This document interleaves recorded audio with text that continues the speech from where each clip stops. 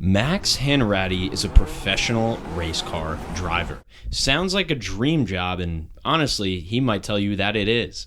But he didn't get into this as a child. He got into it later in life, actually when he was 18 years old, which is very rare for the sport, and we're going to go into why that is. Now, this is not a podcast for car people. This is a podcast for people who do not know anything about this industry, and Max does a fantastic job of relaying that information to us in a way that we can completely understand if you've never been to a car racing event in your entire life. So I got to thank Max for doing this. We're going to get into what it's like to drive 190 miles an hour, what it's like to crash going 120 miles an hour, and also how much that car costs when you have to fix it after hitting a wall. So I want to thank Max for doing this today, and I also want to thank you for watching here on the video version. Really appreciate it. Make sure to hit that subscribe button if you haven't already. And please enjoy this podcast episode with my friend Max Hanratty. In 3, 2, 1. Max Hanratty, how are you, my brother? I'm good, man. I'm good. All's well. Dude, I hit you up on the LinkedIn.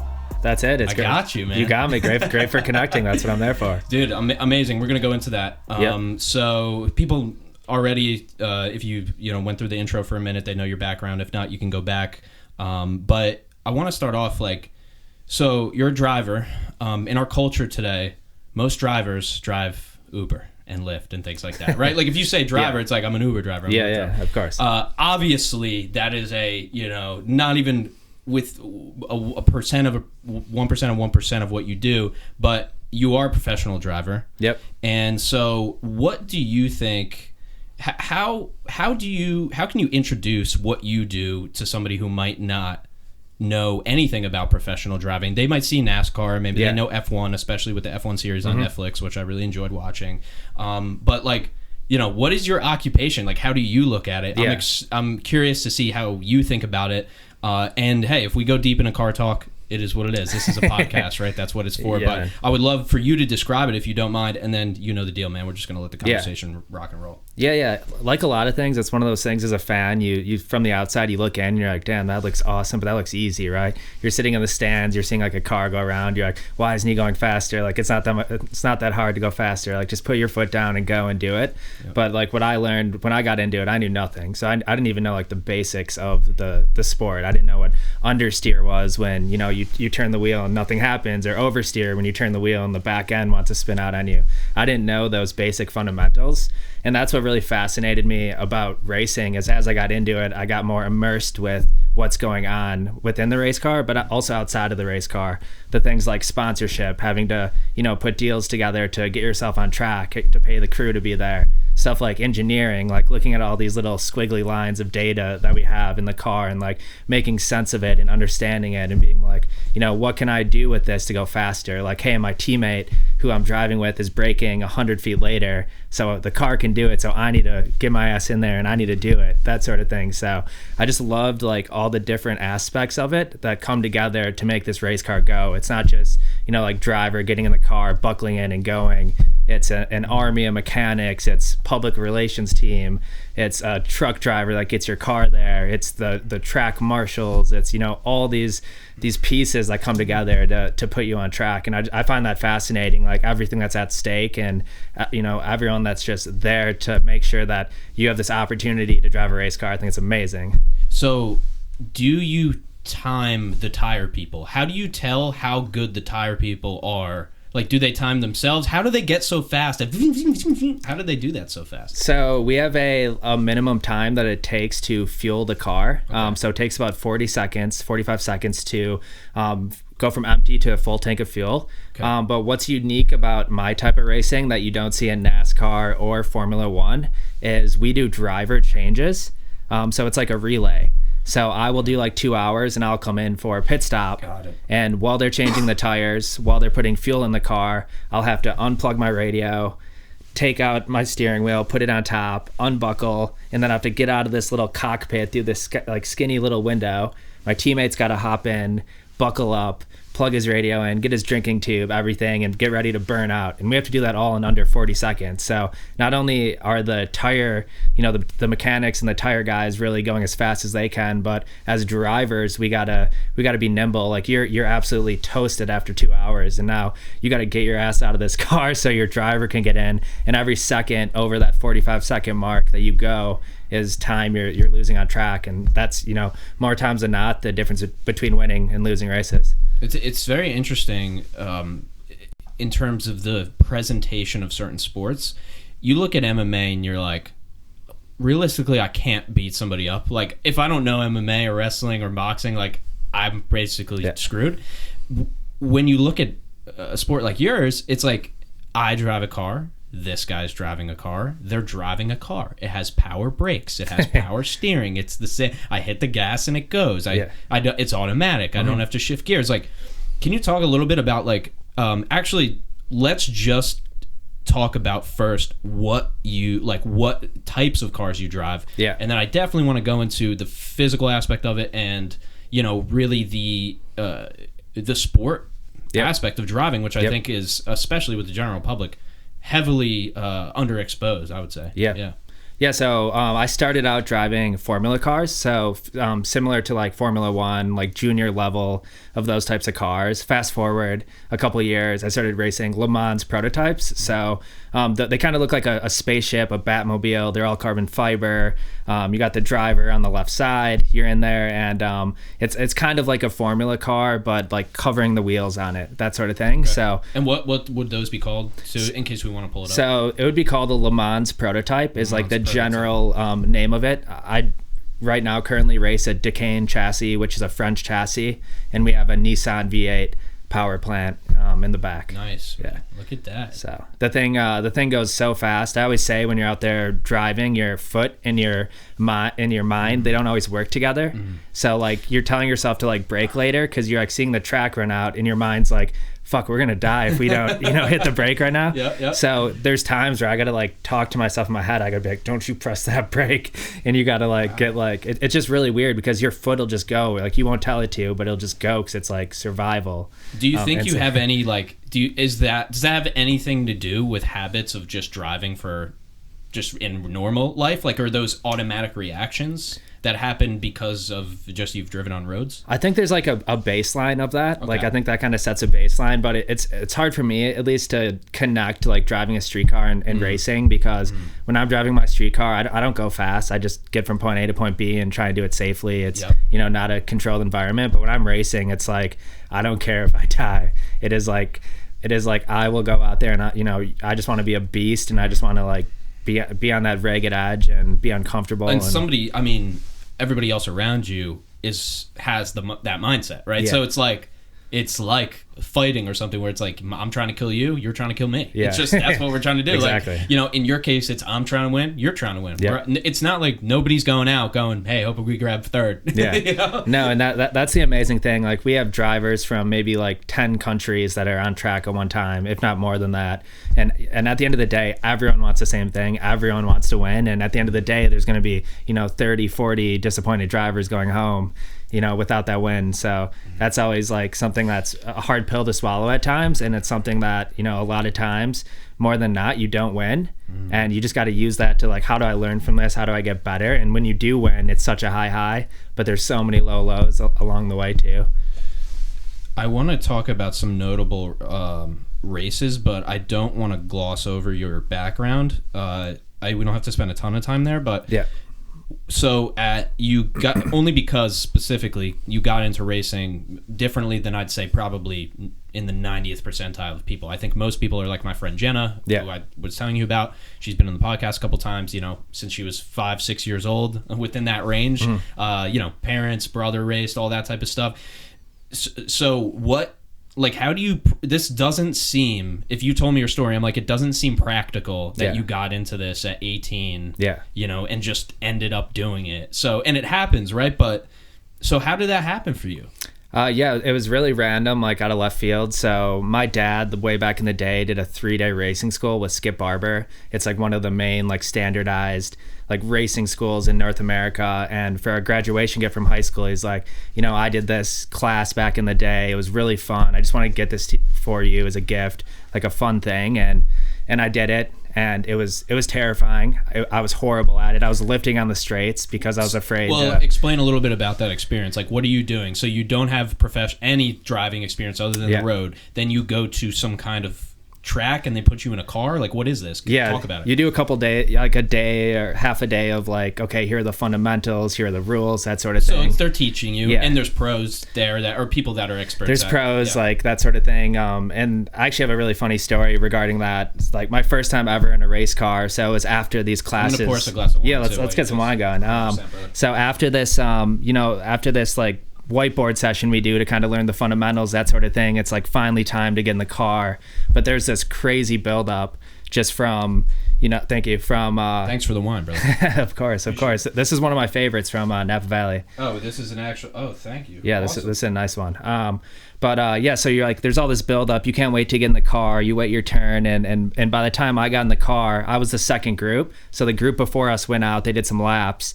The driver comes in. We kind of park in a line.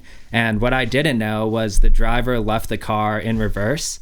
And I didn't know this yet. So this is my first time in the car. I'm like, I got butterflies. Is this a manual Oh, yeah. car? This is clutch, manual shifter on this. And when you leave it in reverse, I'll let you tell the story. Yeah, but anyway, it doesn't say what gear you're in because these are like very old school cars. And we're getting ready to go. The car in front of me goes. And then it's my turn. I give it gas. I drop the clutch and smash into the car behind me. Directly behind me, I crash immediately. So I always tell people I started my racing career in reverse, which is as embarrassing as it gets, starting like that. But those cars probably got a little beat up. Yeah, it was fine. Yeah. It wasn't like any major damage, but it was more my pride. Done that in my own car. Yeah. So like I've hit thank God not hit anything. Like I've hit like a curb or something of just starting it when it was in first and not realizing and being an idiot. And even that I feel like extreme embarrassment and anxiety. So I can't imagine you getting in this like profession. It's not like you're thinking, yeah, man, this car's whatever. I can smash this baby up. Like it's like kind of fucking nerve wracking. Yeah, exactly. Yeah. So that was really embarrassing, and that kind of set the tone. But to like see where things got over the years to where I started is quite amazing. Like I don't even have like words to put it in. Like how bad I was when I started, like as bad as you could possibly be, and to get to a level like this, throughout the years has been amazing. Just the people I had around me, the other drivers, the coaches I had, that sort of thing, that really helped like raise me up to a high level quickly. It was really cool to just like make those progressions and just like get to a place where we're actually competitive in a race car and doing big races. How much time from that day to I'm a professional driver, that's what I'm doing full time with my life, how much time would you say? I would say about 3 to 4 years. So I did I did some like junior series, and I actually raced up in Canada for a few years, and I had the best young teammates in the world. These are like kids that won like world karting championships at like 8 years old, that sort of thing. So I had amazing drivers to learn from. So I was chasing them always, and we had data in the car, so I could see like how they were taking turns. We had video, so I was just a sponge. I was just trying to soak it up from these kids, because these kids were younger than me by multiple years, and they were better than me. And they had 15 years on you. 15 years on me. Yeah, the 15-year-olds have like 10 years on me at this point. Literally. Right? So I don't know how familiar you are with Danica's story. I'd love to interview her one day. I love her story, but her parents like sent her like overseas to race like by herself. Yeah. Like crazy shit. Like that's what parents did when they wanted their kids to become a race car driver. You know what I'm saying? Yeah. And with you, it's like, let me just try to do this. So what did you think you were going to do with your life at 18? So I was enrolled in my first semester at University of Wisconsin-Milwaukee. I thought I would do something in like business marketing. Basically Ivy League, dog. Yeah, basically Ivy League. Super. I went to community college, bro. So and state school. So I'm with you. Yeah. So I didn't know what the future was gonna hold for me, but I knew I wanted to do something in business, something in marketing, and then this racing thing popped up, and all of a sudden I couldn't make the minimum amount of classes, so I hit this fork in the road. It was, do you want to pursue this once in a lifetime, try and be a professional race car driver, or do you want to go to school, go to university in business and marketing and see where it brings you? And I think anyone with a pulse would take the direction that I did, being the race car path. So I had to drop out of college right after that first semester. And your parents didn't have a problem with that, though, because they were okay with you doing. I mean, your dad was into racing. And yeah. Did they expect you to really get after it like you did, or? I think they saw the passion that I had for it, and I think it was real. It wasn't just like hype. It was it was real, and I think they saw a path like, hey, let's give this like a couple of years. We can he can always go back to school. Like we're in a position where we can like use some of our resources to help like get him started, and I'll always be grateful for that, because they didn't have to do that, and they did. They took a chance, and it's been a great journey as a family too. It's been really good just as a family traveling around to these races. Like my dad is as happy as he ever is when he's at the racetrack, and being able to see his son out there doing laps with some like IndyCar drivers, XF1 drivers, that sort of thing is just like a magical experience I know for him. So that drives me as well, is being able to do what I love, and if it makes the family happy and inspires them as well, then that's a win-win. Do you have an idea of what you would have done? Like, did you want to go into a certain profession or anything when you were, or you didn't really? Because I didn't either. Yeah. I just really didn't know. I was a little lost, to be honest. I was hoping that through like university that I would find my way and like kind of gel and figure out where that would bring me someday. And I really didn't know. It was a very kind of like a good time to make the pivot that I did. Yeah, and I myself, I have some, parental support too, not in terms of like not really monetarily as much at times, obviously, but a lot of people don't have that. Yeah, and that's a big deal for sure, because it's very difficult if you don't have that, or you don't have somebody else. And I think like I'm just curious a lot of times with people of like. I think I want to ask them what's stopping you, especially if you find, whether it's racing or you take a music production course online, or your neighbor's an electrician and you do a couple hours with him on the weekends, or like me, I worked at a mechanic shop 2 hours a day in high school. It's just like, what's stopping you? Yeah. What, just go. Yeah. I don't know. People have a weird sense of comfortability and security, in my opinion. And it's very hard to break outside of their idea of their security. Yeah. When in reality, nothing's secure. Yeah. Like nothing's guaranteed at all. Yeah. Life, the next second. Yep. So do you think that over the years your perspective on life has changed? Like you have to probably have, I would assume, some gratitude towards that once you think like, I literally race cars. Like it's a job, but I literally race cars. Yeah, 100%. I had some support from family, and I'm forever grateful for that. I wouldn't have had these opportunities, not only with racing, but with the business. Just being able to know that, hey, if this doesn't work out, like I'm going to have a roof over my head. I'm going to be able to, have food on the table. Just like that alone, I think is such an advantage. And I think that's where a lot of people have become scared, because some people are truly scrapping to put a roof over their head, to pay their bills, to put food on the table. And it's hard to dive into something else and take that leap, because if it doesn't work out, that could put you in a very difficult situation. But what I will say is you don't always have to go all in, right? Like you said, like you can dabble, you can a couple hours here, like that's doable. That's not going to change the trajectory of you being able to like pay your bills and put a roof over your head, right? But it's going to give you experience. It's going to give you opportunities, right? That might lead into more. And I think, where I had some privilege was I was able to really dive all in. And I think other people maybe don't, have the comfortability in their life to do that. So that's something I'm really grateful for. And, always try to use the platform for good things and to inspire others and just see where it goes. And you created a product too that we'll get to. And yeah, I just, it's on the racetrack, everybody's trying to win. It doesn't matter if you came from nothing, if your parents supported you, if they didn't, if you have one parent or two or zero, at the end of the day, that's the great thing about sports. It's the equalizer. Yep. it doesn't matter if you're in the NFL and they're pumping you up on any other thing. It's about which team scores the most TDs, you know? And so that's, I think, a pretty good, somewhat of a lesson, too, of, I think people are jealous of people's lot in life, other people's lot in life, you know? I think they focus their energy on that. Yeah. And it's like, dude, if you don't have what they have, you don't have it. You're, like, move on, you know? Yeah. Because on the racetrack, or in the fight, or on the basketball court, or in the podcast game, even in the podcast game, there's this podcast, and then if you're watching on YouTube right now, in the suggestions, those suggestions right next to you are all based on everything that you love. Mm-hmm. I'm competing with Joe Rogan, Bert Kreischer, Tom Segura. Like, this is fucking the game, dude. This is the game. Like, people act like they should just, their thing should just work, you know? And so that's why I wanted to paint that picture too, of like, yeah, sure, we all get different types of help, whether it's God or if that's what you believe in or whatever, but whatever game you're in, that you're either at the top of the game or you're not, you know? Yeah. And I think that's a decent lesson there.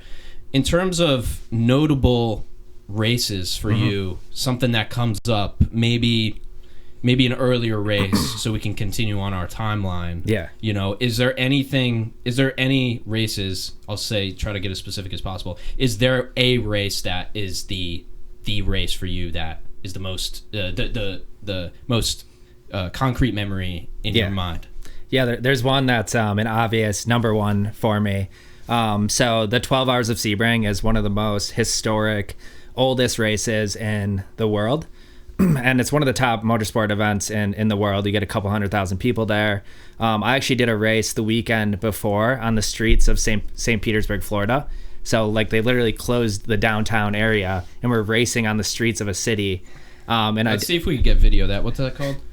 So that's the Grand Prix of St. Petersburg. Okay, St. Petersburg Grand Prix. Thanks, Brandon. Got that. Yep, and so I did that race the weekend before. We did pretty good, and I'm on my way to the airport, and I get a call from a team, and the 12 Hours of Sebring happens to be the next weekend. So I get a call from a team saying, "Hey, we really need a third driver. Are you available?" Yep. And I literally, as I'm on my way to the airport, I turn and I go straight to the track. And I meet the team, I get fitted in the car, that sort of thing. And I team up with these other two young drivers, another American, a Canadian. And this is in open cockpit prototype. So like what I drive now, except open cockpit, like your head's exposed like in a Formula One car. But this race is known for being, even though it's not 24 hours, it's 12. It's very bumpy and it's very hot. So it's known for just being so physically demanding. But crazy story. So we had a fuel cell in the car, which is like where the gas is stored. We had a leak in this fuel cell. So we had fuel going into the cockpit of the car. Where we're sitting, to the point where my teammate had chemical burns on his butt. I had chemical burns on my ankles. And we knew something was going on. We just didn't know exactly what. But like when you would brake, the force going forward would bring gas to the pedal box. And why we kept going, I don't know. It's beyond me, because with all the electronics you have, like fuel, the heat, things that can go wrong with fuel leaking in the car, is just an absolutely dangerous thing to do, and mental, to be honest. And we wanted to win so bad that we knew something funky was going on, and we did not care even a little bit. So we had an amazing race, neck and neck with this other team. We ended up finishing second in our class, and we finished fifth overall, which is just an amazing finish for someone with my level of experience, working my way up. And that I'll never forget standing on that podium with that trophy and giving that to my dad after. It was just like a very, very special moment I'll never forget. That's incredible, man. Yeah, and I feel like you guys probably, I mean, what were you going to do? Just be like, oh, we're done. It smells like gas. You know? Exactly. I exactly. They're not, I wouldn't do it again. Like if I was out there, I'd do it again. If you weren't, you being in the car means you would die for it. I would die for it. I hope my mom's not listening, or my girlfriend. But well, that's the reality. They know. They see you getting in the car. Yeah. Is it dangerous? A dangerous sport, or even in your class? Yeah, I mean, there's always dangers. There's fires that can happen. I mean, you're going 190 miles an hour. There's just things that can go wrong. 190. 190. Yeah. Oh my god. But what I will say is the safety of the cars nowadays versus like back in let's say 50 years ago, there was a 1 in 4 chance you would die every time you stepped in the car. 25% of the drivers on that field would die in a year because their car would explode and the safety was so bad they wouldn't survive it. Now, like I've hit a wall going 120 miles an hour head on, and I've walked away like nothing happened. So it's just like a testament to the innovation, the safety innovation on track, and how that's gotten to where it has throughout the years. How'd you hit a wall? I had a suspension failure, so it was a turn. Is it a coil spring or airbag? How's the we don't know what it was because the car got destroyed with the impact. So when you go back to to look at what happened, we don't know. What type of suspension do they have? Is what I'm asking. We have like the like wishbone, 2 on top, 2 on bottom. And there's it's a coil spring in a coil spring. Okay, yeah. got it. Yep. So. Yeah, I had a suspension failure. You're going like 140 miles an hour downhill, and then there's a sharp right uphill, and I went to turn right, and I saw a puff come out of the front left, and I turned, and nothing happened, and I just darted straight into the wall head on. And, going 120. 120, and did you think anything in that moment or no? There was just like a turn, like I turned the wheel, and like I carried the same speed I did the lap before, and I'm like, why is it not turning? And then. Funny thing, the first thing you do when you know you're going to crash, you take your hands off the steering wheel is the first thing you do, which is a really weird thing to teach yourself. So I knew I wasn't making that turn no matter what. There was no saving it. I call it the point of no return. And what you do is you take your hands off and you just put them on your chest, because when the car hits, the wheels turn, which turns the wheel in the car. So if you have your hand here, it'll snap your wrist. It'll turn and like actually break your wrist. That's happened to a lot of drivers. So really weird thing when you know you can't save it, hands off, let it happen. Is there people in your headphones at this time as well when things like this happen, or? Yeah, so they're like when this happens, they're like Max, are you okay? Max, and sometimes the radio cuts out and breaks, and that's an error, so you can't communicate with the pit box. But there's always like the video broadcast, right? So like the first thing you look for is like if that driver gets out of the car, you know he's okay. Like what you don't want to see is like, all right, that car's been sitting there for a while and there's no movement. That's when it's scary. That's when the whole paddock gets Have you seen a bad accident? I've seen people die at the track. Yeah, unfortunately, I was doing a race about 2 years ago, and an older gentleman that was racing, he had a heart attack out on track. And actually a really crazy story. I'm standing up on the pit wall. I'm getting in the car next, and we see this car coming down pit lane, and it crashes in pit lane, and everyone's really confused on like what's happening, because that's very odd. And I don't know what's going on. I'm focused. I'm getting ready to get in the car, but I see them carry basically a lifeless body out of the car. And I have to tell you, like the chills I got when I saw that, like getting in the car and having to focus and do my job was a very, very difficult thing. And this was like, we all want to beat each other, but we love each other as drivers, right? Like there's people that drive you crazy, but we love each other. We all have the same goal. We have the same like passion out there. And to see, you know, someone who you respect and care about have something like that happen to you is just like, that was one of those, like, it wasn't like a racing incident. It was kind of a freak accident, but that stuff's like always shakes the whole paddock. Is there it's not like it's podcasting, you know what I'm saying? Like, most of us don't. Lost a few good men to podcast. Probably one or two, depending, couple heart attacks, same deal, same risk, you know what I'm saying? Yeah. Is there a detachment kind of from reality when you're in a car doing 190? Like you just have a level of focus throughout a race that, I mean, it seems insane to hold that focus for 2 hours, even though that's what you do. But is it mostly thoughtless? What's going on in your head? Yeah, so I love to talk about flow because I think that's what makes like a Michael Jordan is like they get in these flow states, and it's just like it's what we all strive for because it's the greatest feeling in the world. It's just so hard to get there.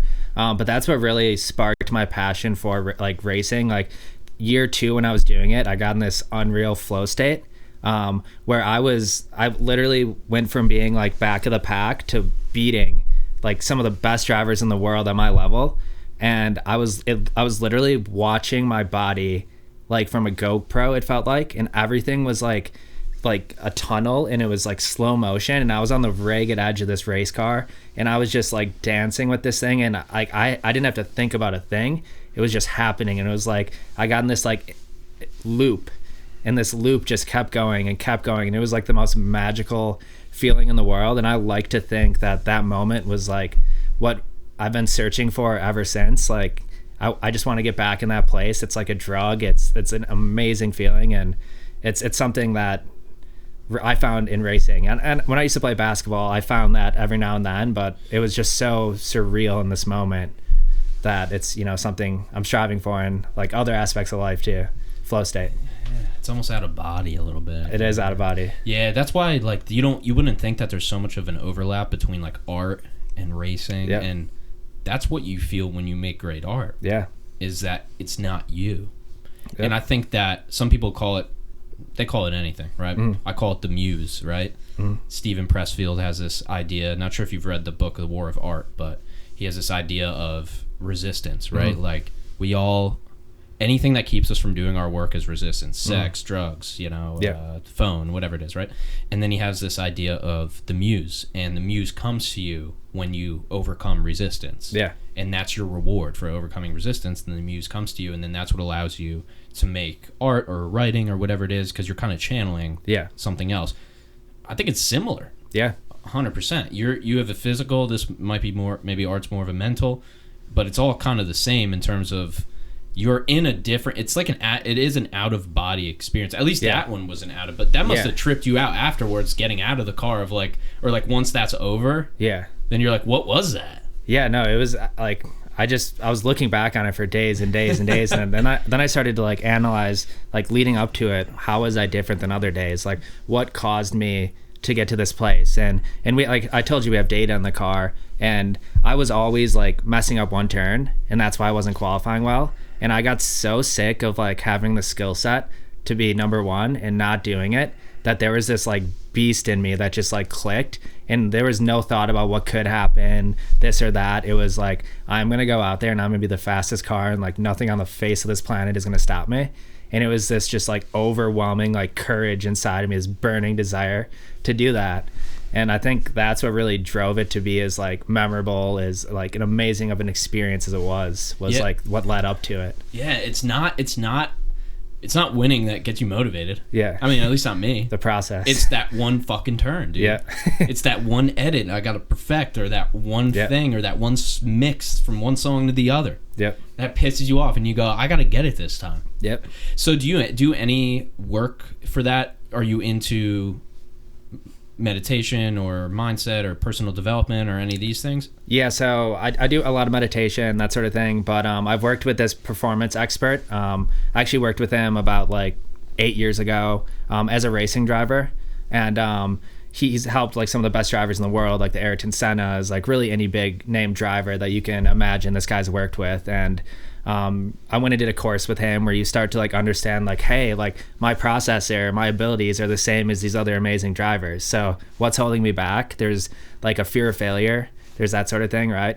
Like you got to focus on the task at hand, and that's all that matters. If you're worried about like what could happen, or if you're worried about factors outside of your control that are leading to results, like all that is just distracting from your performance, right? Like if you got 100% you can give on something, and you got 100% on your performance, you have, you know, results, and you have like factors outside of your control. If you're focused on these other factors, like that car's faster than me, or like, hey, I'm in like 8th place, I'm sucking, like you might be having the race of your life and finish 8th place.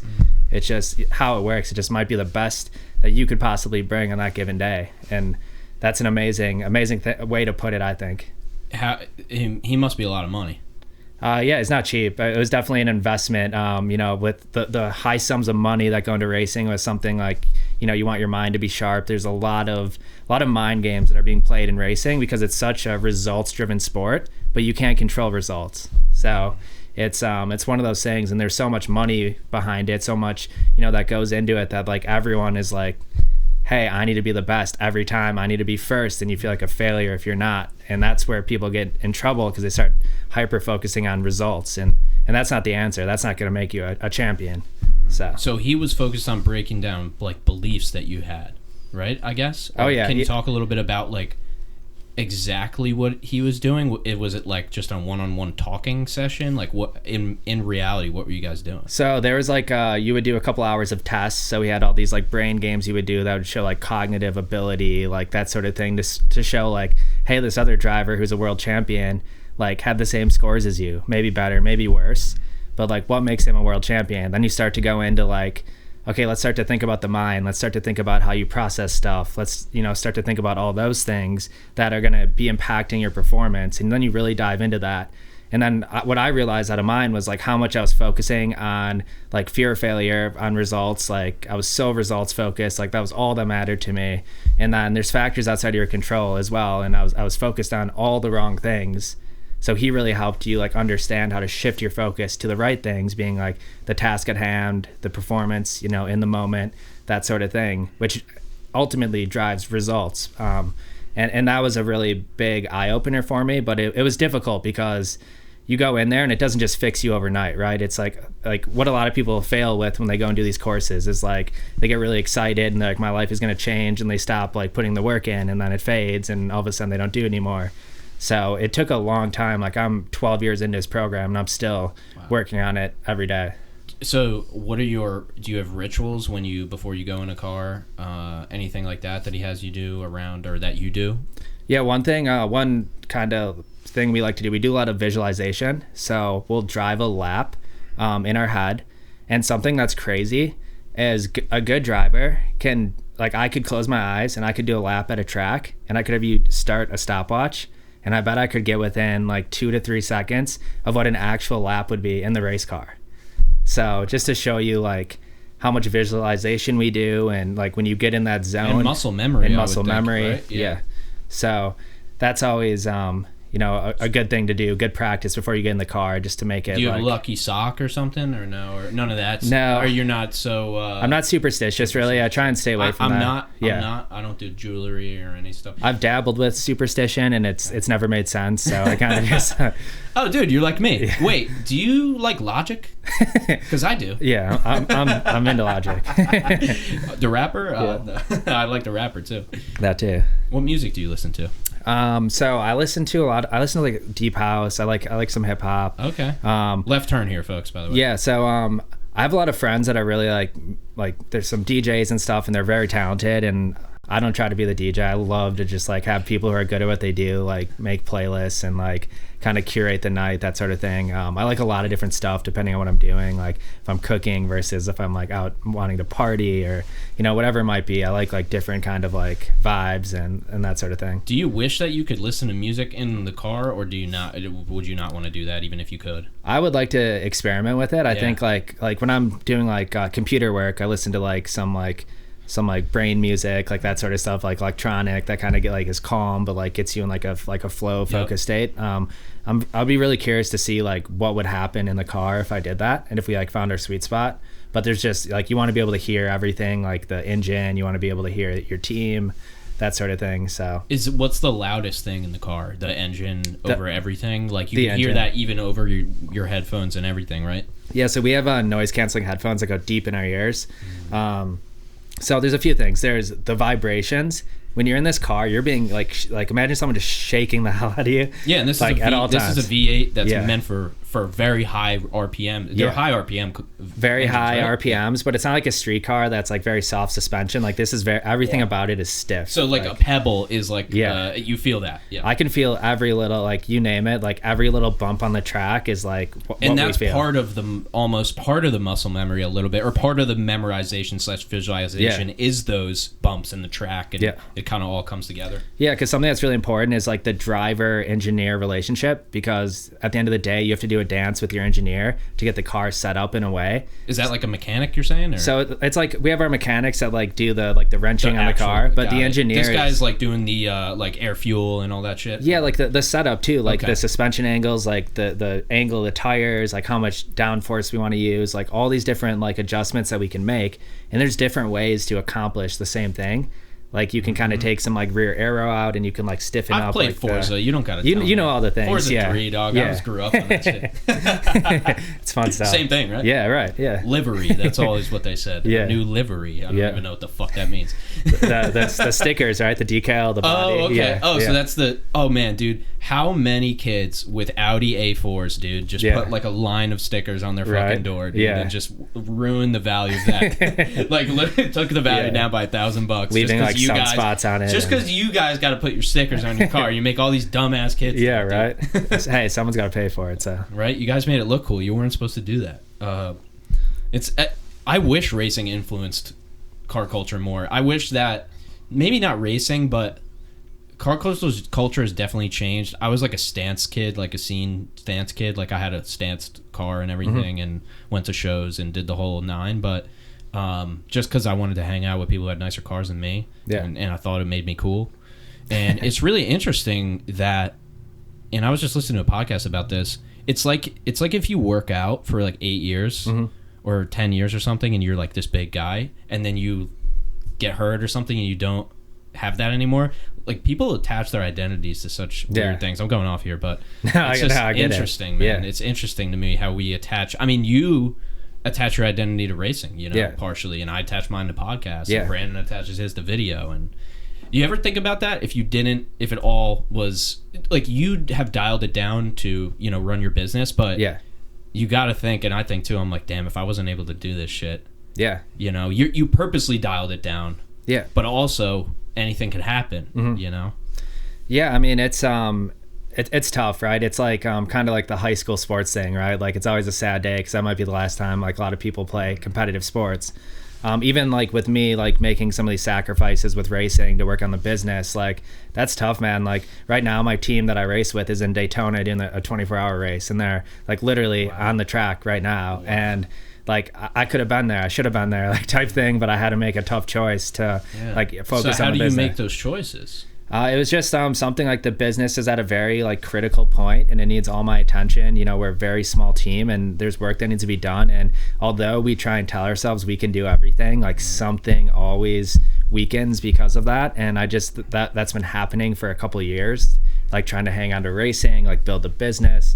And we've got to a place where we have huge opportunities with the business, and the business could empower me to go racing, right? That's really the end goal, is like, can I build this business up? Can I sponsor myself? And can I go racing again, right? And can I do it comfortably? So there's a mission. There's a, you know, like I want to be an astronaut like type mission here to like build a business and go racing and do it the right way, I like to call it. The last couple of years have been very shoestring budget, very low budget, not a lot of practice. It costs a lot to practice. What people don't realize, it's not like you pick up a soccer ball, you go to the, you know, the stadium and you kick it around. It's like our car to operate for a day is like 20 grand.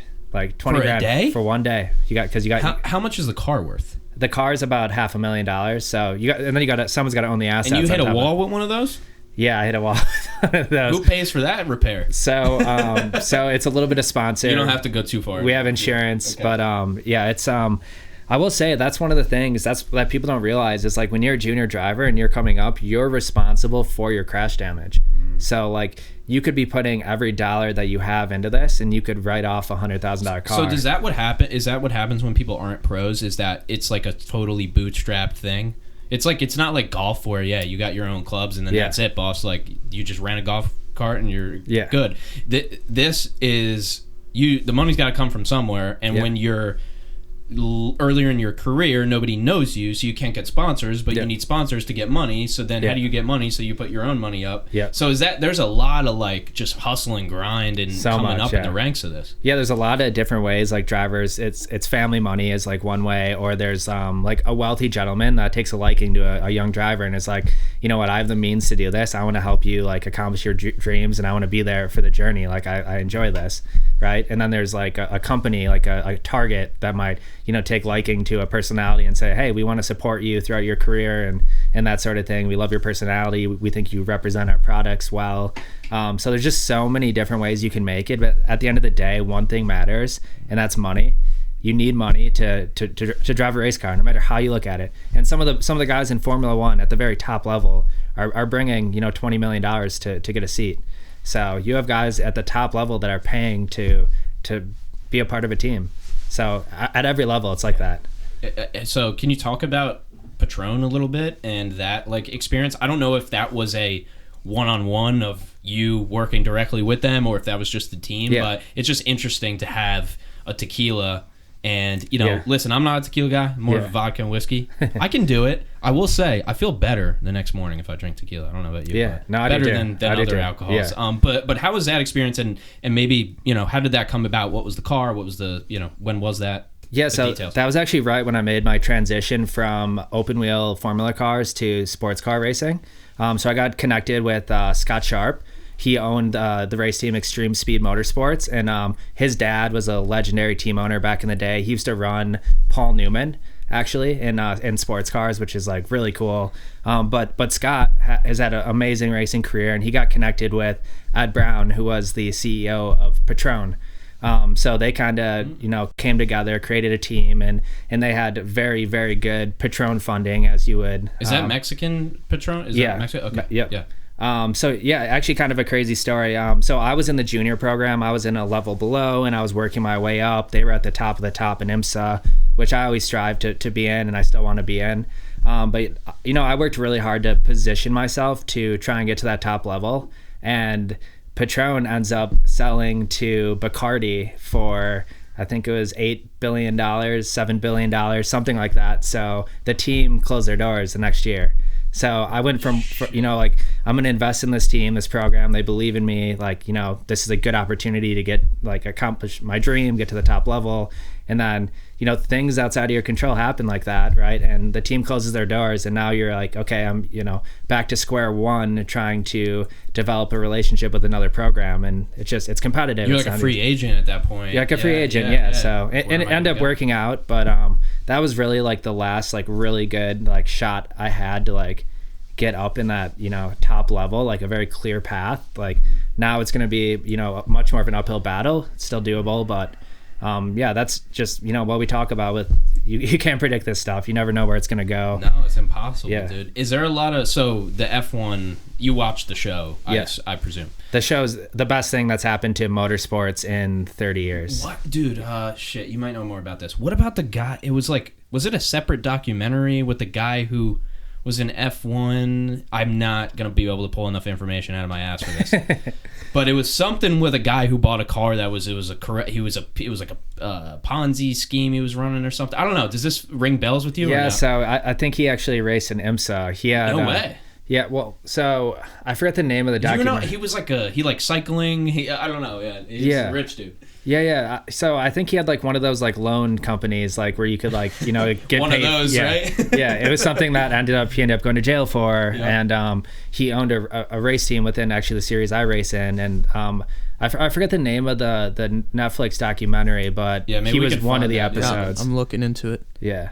Let's see. So it was Dirty Money or something along those lines. Yes. Yeah. They always have good. Not always. They don't always have good titles for documentaries. No. But if it's a good one, it's Dirty Money. Usually it's a good title. It's like a It's like an innuendo. In that vein, where I was going, is there politics, drama, corruption, things like that? Is there things like that? There has to be I guess, the question I really want to ask is it like what we see? The show is dramatized for sure, right? Yeah. But is it like that to be in a race? Is it just the pressure and then the next team and they're there's a guy with an accent and he's looking at, is it can you paint a picture of the experience of being on a race team and what that's like and day in and day out?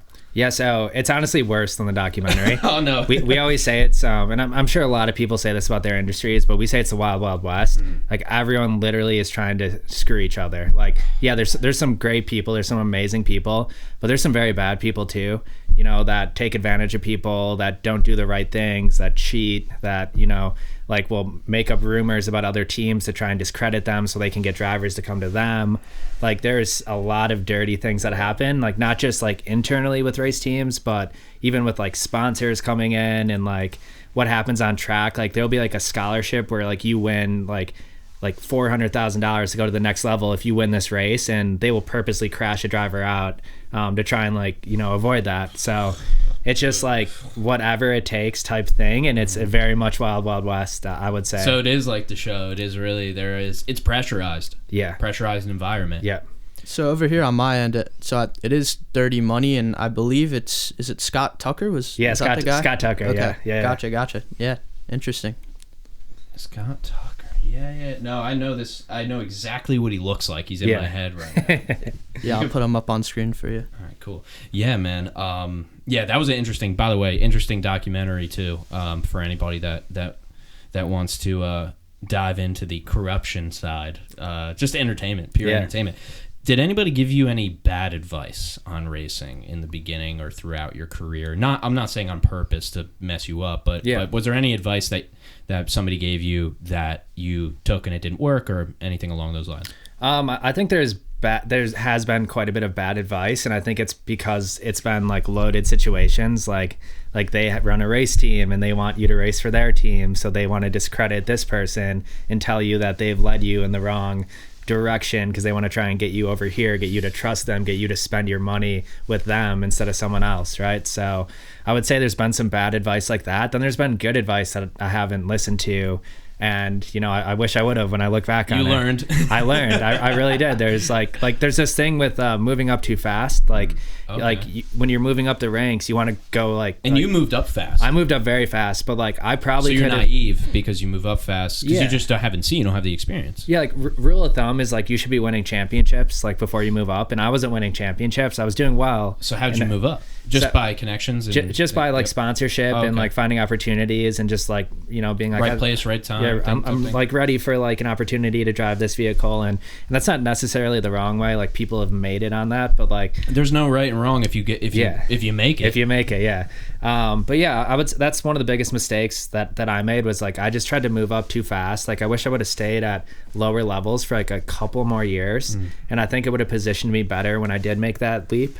It would have got you more. You would have had more experience. More experience, overall. And you got to look at seat time, dollar per lap. And as you move up, the dollar per lap goes way up. So the more mistakes you can make and learnings dollar per lap, the more mistakes you can make at a lower level, right? The better, because you're spending a little bit of money to do it. So you can spend double the money here to learn double versus learn half. At this level, spending a lot of money. Yes. So there's always that. Perspective of it. And I don't know, if what we did was right or wrong, but looking back, that's one thing I might have changed a little bit. Interesting. Yeah, so I don't know how far you want to go in on this either, but when you win a race, or say that time you got second, as you mentioned, a lot of this costs a lot of money. Are you making money? If you win, how does that work? So most of my deals, I've taken a cut of the sponsorship. Okay. So I've brought my own sponsorship. So I've broker deals and then pay myself a salary from that. And that's on the car, just to pay, on the car. And it's a lot more than on the car. You have to create, we do client hosting at the track. So they get to bring out VIPs, get the behind the scenes treatment, which is really cool. The sticker on the car is great in theory, but there's a lot more to sponsorship than that. And the best thing you can do is a B2B deal. The best thing you can do is broker a deal where they both make a ton of money, and you say, okay, how about we promote the relationship here and we talk about it here, and you fund the racing. So that's the best way to do it. But I would say I haven't made a ton of money from racing. That's not, I haven't made, Yeah, I'm just curious more just how money is flowed through in the sport, right? Because it's NFL, NBA, MLB. Yeah. They're rolling in the dough. Yeah. And you look at other professional sports. I know. This might sound weird. I don't know if you've ever made this distinction or this similarity, but it's kind of similar to golf a little bit. Yeah. Yeah. No, we actually had a driver that I drove with. His dad was big into golf and would get wined and dined at all the PGA events. He's you guys think you have a rock star lifestyle? These golfers are absolutely crushing it. But less calf work as well. Less calf work. I would say there's some similarities to that environment, being large outdoor spaces. Because you're a solo guy on the track with everybody. That's golf. You're a solo guy on a course with everybody else. Yep. Fighting, even though fighting's normally one-on-one, unless it's street fight, which doesn't count. But yeah, I'm making these parallels because a friend of mine is a pro golfer. Yeah. Has been for a while, but he's a pro golfer, but he's not PGA, but he's still pro. Yeah. And if you're listening, Dan O'Rourke, you're the man, dude. He's incredible. Taught me how to putt. But it's there's these sports where you can be a professional, but you're not on TV. Yeah. Disc golf. I mean, any of them. Mm-hmm. All the golfs. All the golfs are there. Lacrosse? There's actually not even... Is there pro... I don't even think there's pro lacrosse in I think the world. there's occasionally college lacrosse that they'll broadcast through one of the networks, but just I haven't seen much. Just because they're come on guys, put us on TV for a second at least, right. Nobody's watching. What would you rather watch? Women's basketball or pro lacrosse? I'd probably rather watch... Or college lacrosse. WNBA. I'd probably rather watch college lacrosse than WNBA. I would as well. Just because like once you see the NBA, you just see that like athleticism and the play that they have. Like I think it's hard to like go. It's like saying like I want to watch F1 and then I want to go watch like a Prius like do laps at the track. Like it's not the same. Like, dude, I know. Yeah. I for me, like the WNBA thing, and like you have a business, man, so don't feel like you gotta add any opinions, but or you have a real business. I just talk shit, but you know, like they're talking about all the like different wage gaps in all these professional sports. Yep. Does it not make sense that if the sport is based on ticket sales partially and sponsorships and viewership, that a event or sport with less viewership, sponsorships, and ticket sales, less sponsorships because of these lower metrics, would then incur less gross revenue? Does that make sense? Like, because I'm like, there's the WNBA is not pulling numbers. The women's soccer's not pulling. No. There's women spectators would probably, or viewers would probably rather watch the men. Yeah. Right? So it's like that conversation seems weird. I just don't, what I'm saying is I think people should, if you're in a game where you don't get paid based on your effort, then we have to have a different conversation. Yeah. You know? You got to look at it as a business, right? If you're paying like WNBA players where you're paying NBA players, like there's just not enough money in the sport to do that, right? It doesn't work, right? And the NBA is not going to like write them a check and say, you know, we want this to be equal. Subsidize them. Like, you guys get a little bit. It doesn't work that way. But then that's weird. Now we're making an exception because they're in a different league. Yeah, no, I don't agree with that. I do think there's things that can be done. Like if we watch more like of that, it creates more value for them, right? Like that's great. Like, but I'm not watching it. But you're not watching it. No, I wouldn't. I won't because I don't have a lot of time. Yeah, it's like, no, that's true. I'm barely watching sports as it is. You got to look at it as a business, right? Yes. Like they're just they're individual businesses doing different things. I agree with, but it's this weird deserve thing that we have in this. It's like, dude, you're complaining about social justice issues on an iPhone made by slaves. Cool. Like, that's your life. Like what you're doing doesn't make sense. You know, what people are doing doesn't make sense. And, like, I'm not going to go into the whole thing, but it's just, like, there's always more to it than what makes your emotional argument.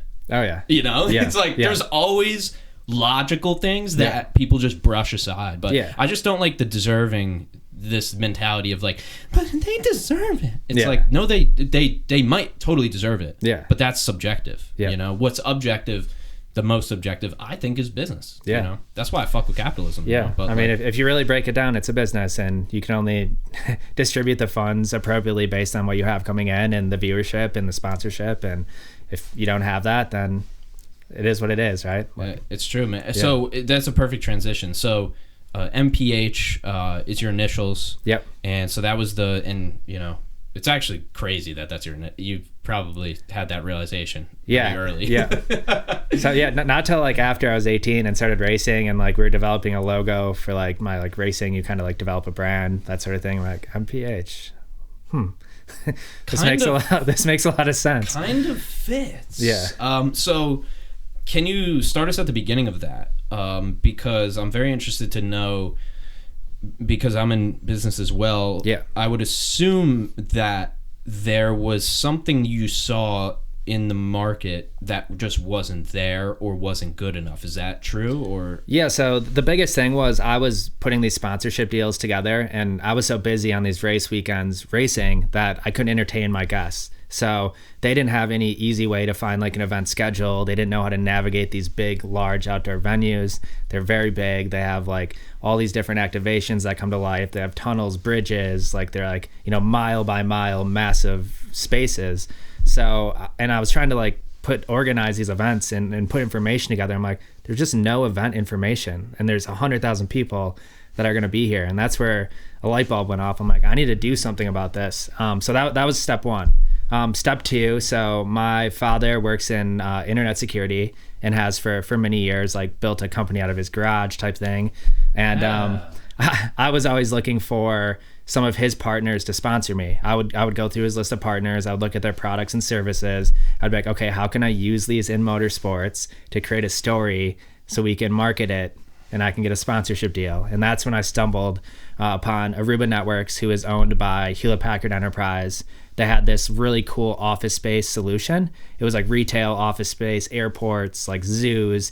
It was this app maker, so you could create an app in like a day, and you have these very interactive maps. And I'm like, this would be perfect for the racetrack.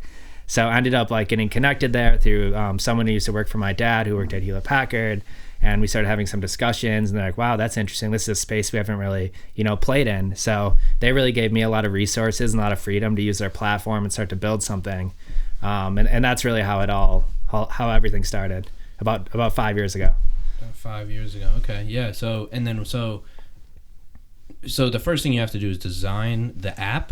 So so the problem that you're solving makes sense. If you've never been to one of these tracks, you don't understand. Yeah.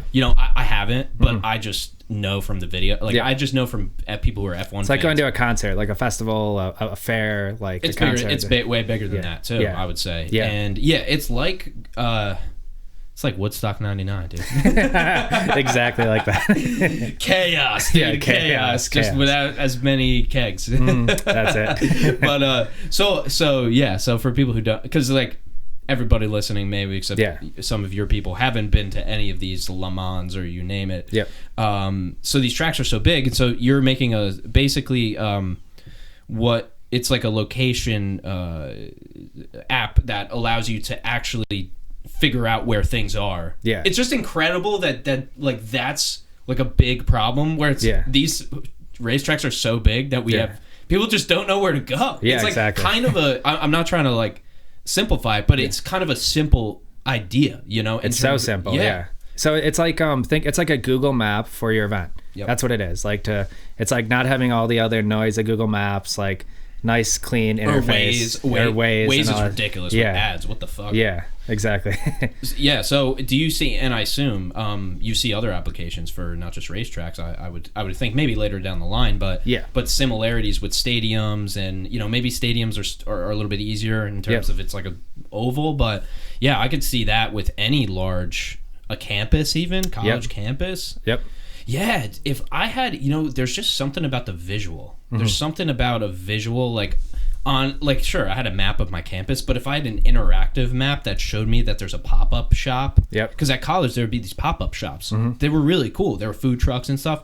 If you could just populate it and it would be real time, and bloop, here's this thing. So that's exactly what we've done is we've created called the Squarespace. What Squarespace did for websites, we've created for events. So we have we call it a CMS, a content management system, where you can drag and drop points of interest on the map and it'll bring it to life. So within we could sit here within 5 minutes, I could put all the locations on the map of this compound of where we are, and they would all instantly pop up on your phone.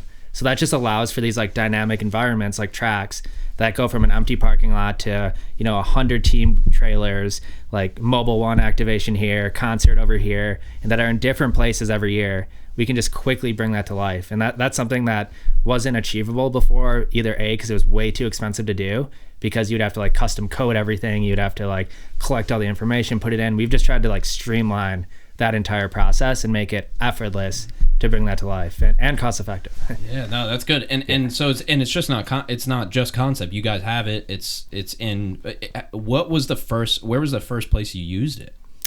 So my home track, I grew up in Wisconsin, so Road America is an hour north of Milwaukee, and that was kind of our first testing ground where we got permission from them to kind of use their facilities to build it.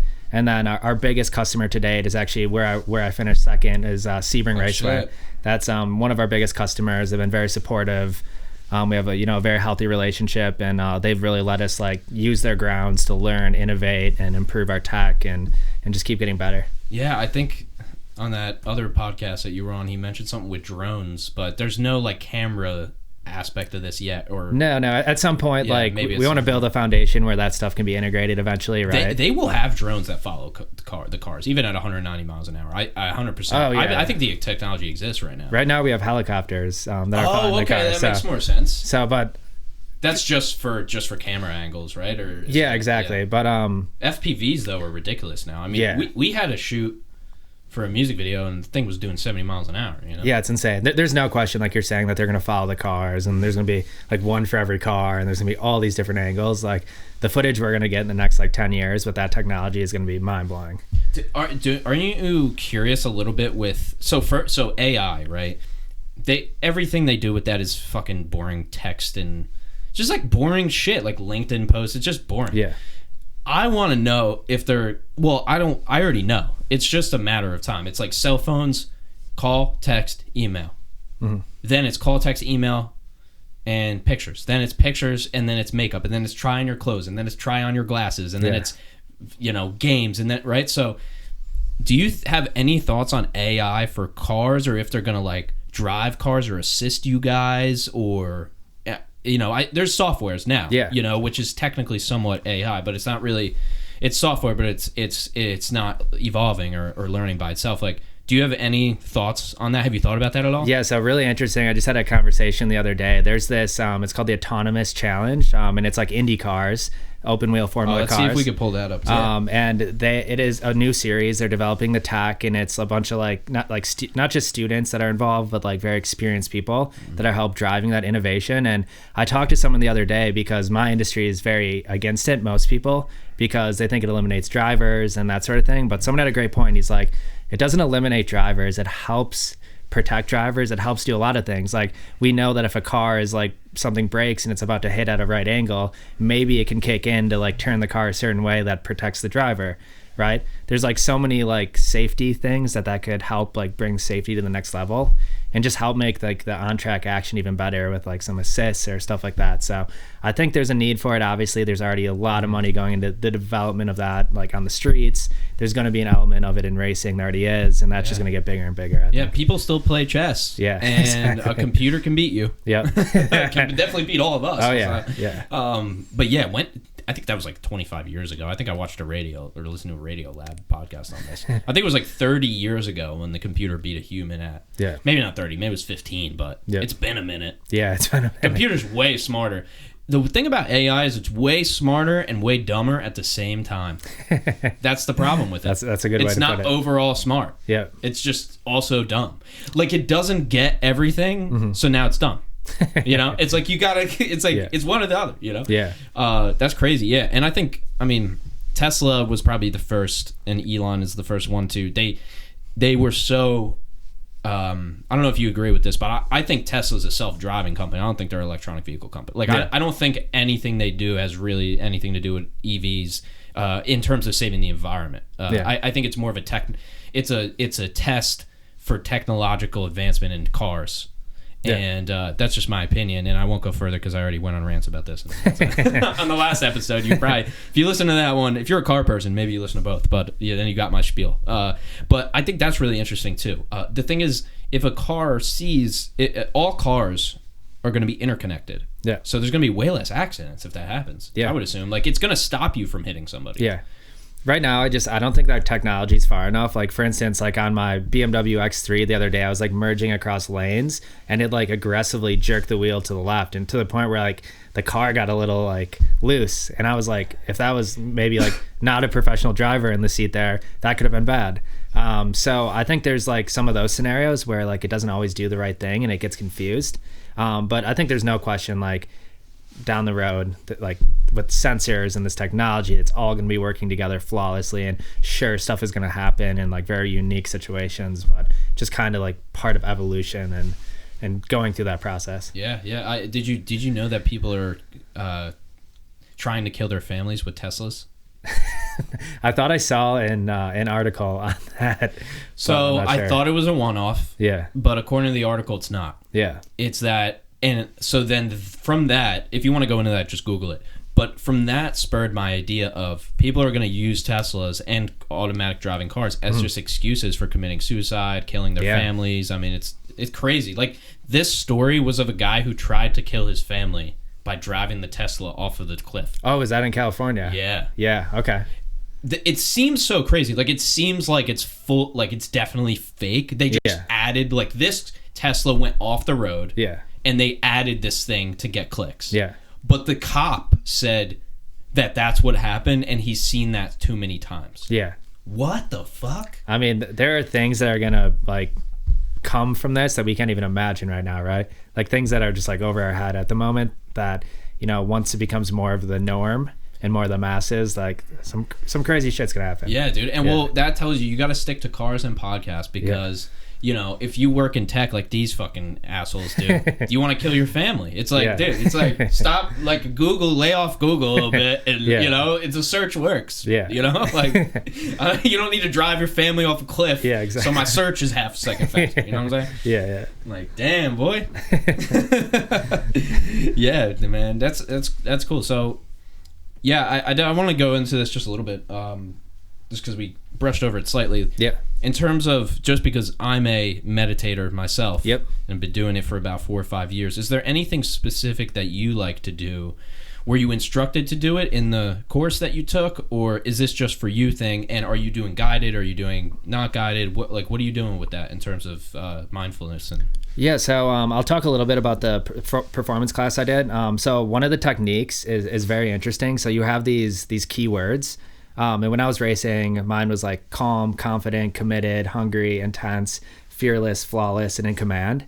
And the idea is to get the perfect amount of aggression and the perfect amount of calm that leads to a flow state. But how you achieve this is through visualization. So each word that I just said, you lay down, you close your eyes, and you make a room. So door number 1, calm. Like, what does calm look like? You open that door. To me, what makes me calm? Like, is it a beach? I'm doing this. Right? Is it the waves crashing? And that's how you do the first one. So eventually the idea is if you visualize it enough, you can just say that word or think it, and that feeling will overwhelm you. So it's almost like those like 9 words I just said coming together to create the perfect like optimization for calm aggression, so I can be in a flow state, so I can focus and go.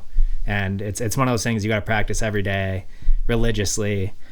So that's to answer part 1. That's a big thing that I do, and a big thing we focus on through that program. So if you're sitting there, so when do you meditate personally yourself? Is that what you're doing, or you do meditation just on your own? I try and like visit my rooms. Oh, okay, you visit your rooms. Yeah, in the morning I'll do like a wake up meditation, and then try and like visit my rooms. How long do you do that for? It depends on the day. Like sometimes I'll do like a 20 minute, sometimes I'll do a quick 5 minute, and sometimes I won't meditate for like 2 weeks. Sometimes it like falls away, and I start to get like frustrated with things. I'm not as like calm and focused. You feel it, right? Because I feel it like a lot. What overwhelms me is how amazing meditation is, and we all know it, and we just don't do it because we're lazy. Like, not even that we're lazy. Maybe it's laziness. I don't know what it is, but I get such benefit from it, and I find myself not doing it for like a month. And I find myself getting very frustrated with like things that are going on in the business and life. And I'm like, if I just did this, it would help so much. But I'm like, no, I need to get work done, or I need to like go do this or do that. And it's just like gets shuffled to the bottom of the priority list. And it just amazes me that I know it's like the key, and I just don't sometimes respect it enough to do it. Yeah, well, I think off the bat, most people don't know what it feels like to feel great every day. Yeah. I know what it feels like because my food that I eat is meal prep, even if I don't meal prep. Yeah. I eat chicken, broccoli, a potato, ground beef, steak. That's what I eat. Yeah. So automatically that's dialed. Then I do my meditation. It's more of an add-on. Yep. But I'm working out every day. Like, people don't know what it feels like to feel good. Yeah. So they don't know the next level. Like, if you right now just like cut out most processed food, worked out for 25 minutes a day, and meditated for 60 seconds, I think even 1 minute. Yeah. If you just did those 3 things, even that would be a 5% improvement. But you would feel it, you know? Yep. So like you're saying, when you fall off meditation, which I think I fell off for about 8 months. Did it for a couple years intensely, fell off for about 8 months. Then I got back, and I had this one day, it's kind of similar to flow state experience. Mm-hmm. I had this one day where I swear to God, I didn't have a thought. And it was, I don't know if that was real or not. Yeah. But that's all I want to achieve now. Mm-hmm. I'm like, if that exists, that I want it. But if I never did the work to get there for a couple of years, I would have never known. Yeah. And now I'm treating meditation differently and trying to go into it more. I really want to do a retreat. I think that would be great. Yeah, definitely just get fully immersed in it, learn more, phone, take it to the next level. No bullshit. Yeah. Yep. But I think that's what it is, man. It also, I heard Louis C.K. talking about this. He was like, it also feels good to just fucking fuck off. Like it feels good to just like eat some chips and just like, it doesn't feel good, but at least your mind is like at ease. Your mind's like, duh, yeah. And if you have that foundation and you do, good stuff 90% of the time, you have that 10% of the time where you just like treat yourself a little bit. That's fine. That's a good thing, right? Yeah. But you got to be doing the 90. You can't just like do that 90 and do the good things 10% of the time. So are you eating like Chick-fil-A before you race? Like, do you have a diet too or something? Or like, is that as important? Or? It's super important because we want to be as light as possible in the car. Okay. I will kind of touch on this just because you talked about like feeling 5% better. So something I noticed, like as I've been making my transition from, driver to entrepreneur and, sitting in front of a computer 12 hours a day, making like video calls, that sort of thing, I haven't been working out as much. Like before, when I was really racing full time, I had a trainer. I was working out like 5 days a week, sometimes twice a day, and I was just so dialed. And now like my fitness has fallen off, like to the point where it's like one of those things like, hey, I need to fix this because I'm starting to not have as much energy during the day. My mind isn't working as well, like getting more anxiety sometimes when I work. And it's just amazing because I've always been an athlete. And I would say this is probably like one of those like moments where like the least I've worked out in my entire life. And it's crazy, the feeling. And yeah, there's like, you can say you're getting a little bit older, blah, blah, blah, but no. Whatever thing you want to say. Yeah, whatever you want to say. But if I went back to what I was doing, I would feel that 10%, better. Dude. So it's a wake up call. You got sometimes like that shit happens and you got to let it happen to appreciate, what that was doing for you. Cause you just felt good all the time. So you didn't like appreciate that. But now when you kind of like feel like shit sometimes, you start to like really appreciate what you had when you were like dialed. It's when you're sick. Yeah. When you're sick, all you want to do is be healthy. Yeah. When you're sick, you regret all those chips, all those days you didn't work out, everything. Yep. And if you do the proper, I'm a little bit crazy with it sometimes, but the proper supplementation, the proper protein and diet and exercise and all that's mindfulness and everything in mind, body, all that stuff. Yep. You realize like you're in that percentile now, and I don't want to break it, and then once you do break it, then you get used to the new version. Yeah, exactly. And then you kind of forget what the old version was like. Yeah. And then hopefully you have a wake up call, kind of like, what you're describing a little bit. I'm not sure if you're familiar with Chris Williamson, but he's a podcaster. Yep. And he was a club promoter, really interesting guy. And he was talking about, he's like, well, when I started my podcast, I just wanted to be a professional. Yeah. So I wanted to do what a professional did. Yeah. So where you're at now, what you did to become a pro race car driver is not what you do to become an entrepreneur. There is, team around you of all these people. It's just not the same thing. No. So you then have to become a professional entrepreneur. Yeah. Which is a different thing. Whole different mindset. It can help. It helps what you did before. Yep. In terms of knowing business and sponsorships and all that and connections. But yeah, and that's probably where, I don't want to go too far because I talk about this a lot. Maybe I do, maybe I don't, but that's kind of where LinkedIn comes in too for you. Yep. And that's how we ended up connecting. And for anybody who wants to get into LinkedIn, I do free LinkedIn webinars. I just did one last night for the first time. So I help some people get into LinkedIn. And it's very powerful. Yep. And so what has your experience been like on there? So I didn't use LinkedIn maybe for like I had one for the last 5 years and I really didn't use it. I would check in on it every now and then I just recently got into it, and a member on my team has been really helping me use it as like a networking tool. And I've always had a really hard time like telling my story and like getting my voice out there, just because like I have a bit of ADD and I just have like thoughts all over the place, and sometimes it's hard to like piece them together. And she really like helped come in and like, all right, let's talk to me about your story. Like, let me help you write some stories, and let's get some content out there, and let's start like talking to the industry. And I realized with what we're trying to do with Track King, it's very disruptive to the market, and we're gonna have to influence people. We're gonna have to get insight from industry leaders. We're gonna have to do a lot to bring it to the next level, and this has been extremely helpful because we've been doing some posts, people have been commenting, there's like very healthy dialogue, and it's helped us as we're building our product, like really understand some of the needs and pain points and that sort of thing. So I think it's a great platform for that, and it's great just for what we're trying to accomplish right now as we're going through sales cycles and just trying to listen and talk to people who can maybe help us become better, and just potential partnerships, and like how we met and we're here today. Great opportunity for us as a company to be on a very professional podcast, talk about some fun stuff. Hey, you said it, not me. I said it. It's been a great tool for us, and having that person on my team has been very helpful too. They've really helped like guide me and lead me to like be better on LinkedIn. I'm gonna give you my off the cuff unsolicited advice right now. Yeah. If you can get out there in front of a car, take that LinkedIn post and speak it. Yeah. You're gonna kill. Yeah. Because it's not there. Yeah. Like if you're talking about business advice, but you're standing next to a $500,000 car. Yeah. That's a business lesson right in itself, right? So it's like, with you, especially if you can get on camera, like there's founders that I'm working with right now. It's like we're doing testimonial videos for them and things like that, and it's just they don't want to be on camera. If you can, it will drastically, as you know, increase all of your results across the entire board. So.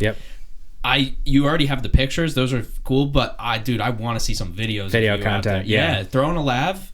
One camera. Have my homie Brandon come out and shoot. A real pro. That's it. Not a pod pro like me. But man, that would be really cool. But this is just the beginning, man. You just got started really with LinkedIn and and putting fuel in the fire. Yeah, and that's the direction we're going. We understand we need more video content. Like we need more of that stuff. It's just the world now. It's the world, and it's like we're trying to influence the market, right? And I need people to look me in the eye and be like, hey, that guy has good intentions. He has a good vision, right? That sort of thing. Like people need to trust me because I'm trying to disrupt an industry. Right? You need to put. You actually, especially for you, you got to educate the shit out of people. Yeah, because they don't even know what they don't know. Yeah. And that's the thing with a lot of industries, or even like this EV company that we're going to work with, which is like, I'm like, you probably need to run a podcast for the next 3 to 5 years just so the general public has a general idea of what the fuck you're talking about. And with you, it's all business to business, right? In terms of tracking and for now, we want it to be free for the fans. At some point there'll be like in-app purchases they can like. Dude, that would be so sick with go-kart tracks in your backyard to do it with that, and then have like little timed. Yeah, that would be sick, man. So I've always had this vision. We have a house up in Connecticut. It's on a lake, and it's kind of like up in the mountains. And we have this like trail that goes down to the water and up to the house. I've always wanted to create like a little hill climb, like go-kart track. I think it'd be the coolest thing. Dude, I want to go-kart so bad right now, bro. I want to quad again or something. Well, hit me up when we'll meet halfway between the city and here. I'll just take the road. Yeah, dude. Fuck it. Yeah. Just ripping go-karts down the road. Yeah, exactly. I just went to the go-kart track in Jersey. I don't know if you heard about this. Is that the new multi-level one? Yeah. How is it? I ripped it. So we went. It was like 8 o'clock, man. Yeah. And they closed at 11. Yeah. And it was a few weeks back.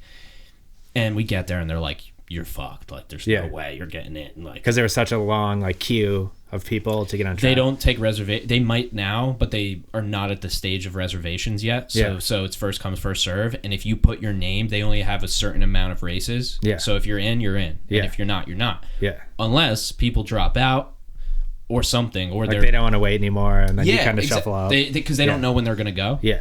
So what we had to do was wait right by the cashiers, and we would just sit there, and my friend just stood there and waited, and then they go, "Hey, we got 3 slots for this race. You want to go?" Boom, go. Boom. So it's my friend whose it's birthday. Yeah. It's me and his friend, and we're in the mid grade. So the highest race has the turbo, has like you click a button and it's like a turbo or whatever, supercharged, and then the middle is 20 miles an hour, 15. Which feels pretty fast indoors.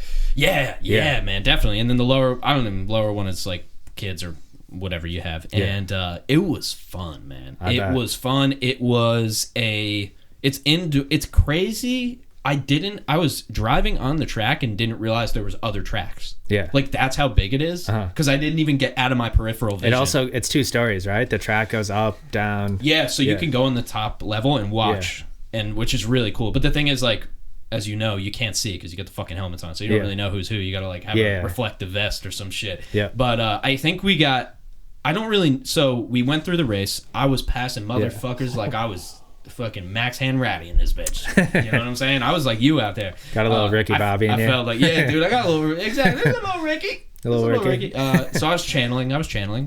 And from Talladega Nights, full channeling.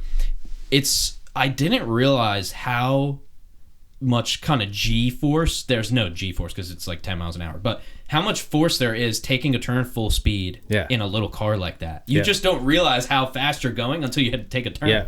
Because in the straightaways, you're doing your thing. But but you know the deal with these.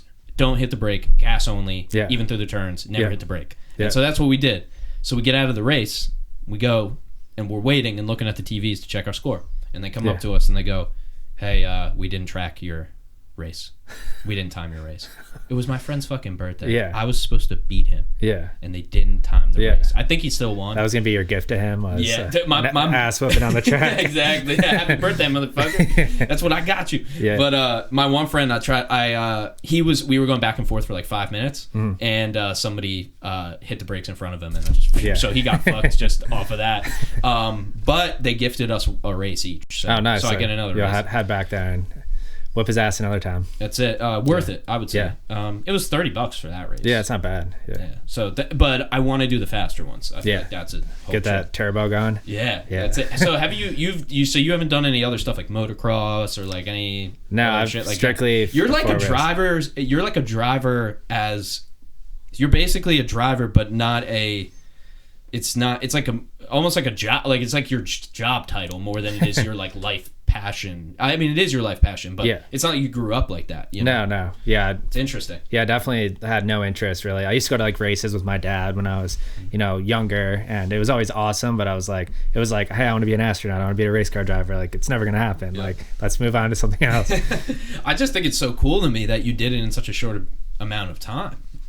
Yeah. And that was always, being the underdog a little bit in the beginning was always nice because like you would run times close to like the really good drivers and like people look at you like for Max not having a lot of time, like he's crushing it, and then you kind of get like further along and now you have the expectation to be the one like crushing it. So it's kind of like this weird like underdog that kind of shifts into like an expectation of like, and then once you're not anymore, then now the pressure's on. Yeah. I think about that too because I'm an artist myself. I interviewed a lot of rappers and things like that. I interviewed a few at least with millions of plays.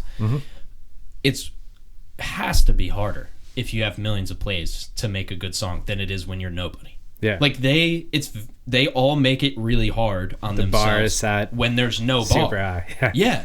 If you just got 1 million downloads on your last track, dude, imagine your next one gets 470. Like, you know what I'm saying? Yeah. I'm like, that's the pressure. The pressure's at the top, not you at the bottom being a little bitch. You know, like. So that must have been a mindset shift for you too, of like kind of one day you're just a pro. Yeah, and then there's also the the younger guy that's in my shoes that's coming up, and that you see him and that beats you, and you kind of like you're like under your breath, you're like a little frustrated and everything, but it's part of the evolution, right? It's part of the process, and so but you're not a car guy outside of. You don't. I mean, I love cars. Like I just don't know a lot about cars. You have a dream car even, or? So I love like vintage Porsches. I actually love like vintage cars more than like modern day cars. I would love to have like an old like 911 or like a 993 or something. Yeah, 993 like something along those lines. Yeah, but like I guess I can't look at like a car and be like that's a 78. That year they had a twin cam. Barracuda with the supercharged. Yeah, I don't know that stuff, and also I'm not very good like as a mechanic, like I could do like some basic things like change my oil, but like, and I know about like the engineering side of the car because we had to know about that to like work with our engineer, but like I'm not like taking apart a car and putting it back together. Like that's just not my skill set. Dude, and those cars have like the most specific torque ever. You do one thing wrong and the whole balance is off, and it's incredible, man. It's probably within centimeters on each side in terms of height of the car. Well, when we do like a setup change, it'll be like a millimeter. I can feel a millimeter of like if we do a millimeter in the front, which like tilts the car like this, like I can feel that on track. So, holy shit. So it's just to show you. You got spidey senses big time for this. So what makes a driver good is their ass. Like being able to feel everything and have this like connection and be able to like process it. Like, why did this happen at this point? Go talk to your engineer, right? And that's when that like dance happens, where like you tell him what you're feeling, and he like makes adjustments to the car, and then you go back out on track. You test it, you're like better, worse, that sort of thing. I've always been fascinated of that side of things, the engineering thing, like side of things. There's something really cool about like hopping in a $500,000 race car and like getting it to be fast as hell. Like, because they don't start out like that. Like, and that's what a lot of people don't see from the outside. The setup of the car is so important. You could put Lewis Hamilton in a shitty setup car, and any driver on the field would smoke him. Yeah. Like, so it's so important to like that side of things, the engineering, the setup, and that make your life easier when you're out on track. Details. Yeah. With anything professional, details. This works for everything. Mm-hmm. If you're not focused on the details, you're not a pro. Yep. In everything. Because once you've dialed in all the fundamentals, yep, and you found your style and your voice, or your yep, driving style in your case, mm-hmm, all there's left is details. Details. And the devil's right in there. Yeah. He's waiting for you. Especially when you're doing a 24-hour race, right? Like let's say you're like gaining like 1/10 of a second per lap. Like, think about what that comes out to after 24 hours. Like something that's that small. So that's where the flow is so important. That's because where the flow you can't is. think about the second you think about the 1/10 of a second, you've lost the 1/10 of a second. Yeah. And there's so much information we're processing when we're out there. We're giving like fuel numbers back to the pit box. We're giving like tire pressure numbers back to the pit box. We're like trying to like calculate how many laps of fuel we have left.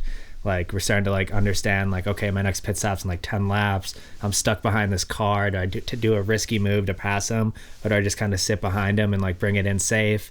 Like, there's so much that's going on. Like, it's truly like a game of chess at 190 miles an hour. Just like what you need to be thinking about while you're out there is so much more than just driving, which is fascinating to me. Got me really sucked in. Yeah, I'm sucked into it, dude. I'm gonna start. Like, damn, I'm gonna be a race car driver, dude. I'm mine. I mean, I've more so taken to the streets. Brandon can tell you about that. Yeah, I can. I'm like whipping him around a little bit. He's like, "Yo, Bob, you're not wearing a seatbelt." We already exposed me on that on this podcast, but I'm like, I learned how to drive hills. That's all. I can't drive a track, but I can drive on a hill. Drive on a hill. I know how to do that. I know where to brake. My hills. So now we got your story. We know what you do. What's the future looking like? What are you tracking? Are you going to keep driving? You're not driving as much now, but that's really the reason that you got into this in the first place. So do you have a future in driving?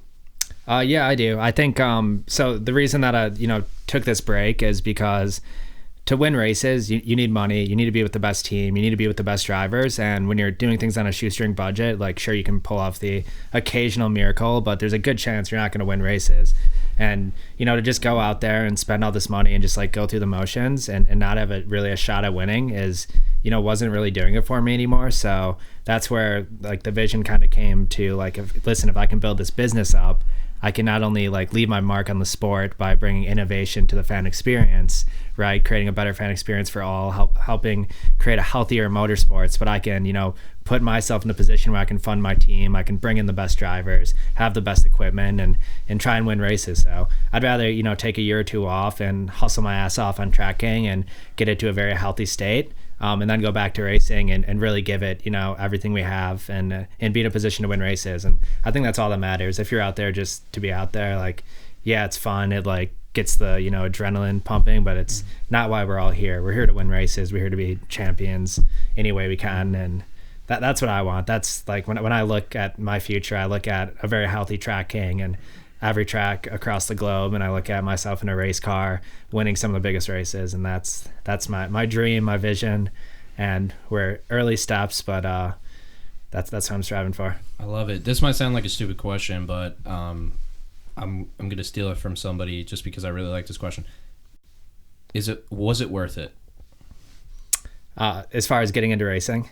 Everything that you do right now, racing into tracking, like, was it worth it to do this, all of this? Sometimes it doesn't feel like it because of just how hard the struggle is. But I wouldn't change a thing, if I could go back. Like, it's so easy to say I would have done this differently. I wouldn't have. I worked my ass off to get, where I got in racing, and the fact that like this business idea came up, and, I've gotten a lot of no's over the last 5 years and had a lot of problems I've had to solve. And, you know, I've wanted to quit so many times. I can't tell you. I think like when you're destined to do something in the universe has a way of not letting you walk away from it. And that's kind of what happened. There were, you know, many times I wanted to quit racing. I wanted to quit the business. And right when I'm about to like quit, like something nudges me and is like, hey, let's talk. And that leads to an opportunity, which then reignites this, which like, it's just really wild. And I've had like maybe 4 or 5 moments like that over the past 4 or 5 years where like I was just ready to quit. I was just like, I can't do this anymore. This is destroying me like in many ways. And it just would not let me quit. And now we're in a place where it's not going to get any easier. It's only going to get harder, but there's a chance to do something really special. And I'm all in. I'm fully committed. I'm all chips on the table. And I'll sit on my porch as an old man someday. And whether we make it or not, I'll look back and I'll be pretty proud of like the decisions I made and what I did. Not sitting there like, I wish I would have done this, wish I would have done that. I wish I would have went for this big thing and I didn't. So that's my answer there. Perfect note to end on. Yeah. Thank you for doing this today. Really appreciate it, Max. And make sure, so where can people, do you mind if people message you, reach out to you on social media? If you don't mind, just let them know where they can find you. We'll have it all in the description too. Yeah, I would say LinkedIn or Instagram works are 2 good places. LinkedIn's a little more professional.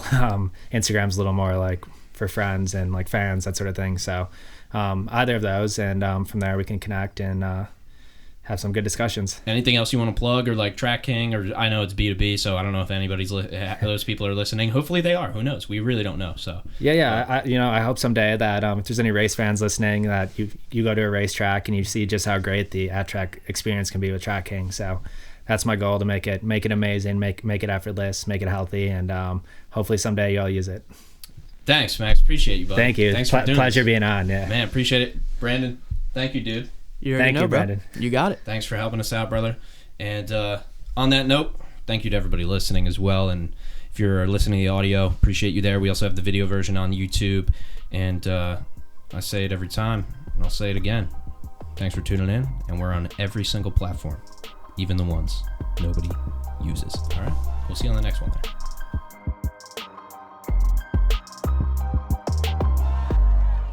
What are you smiling about? Dude, I almost had you. You almost had me? You never had me.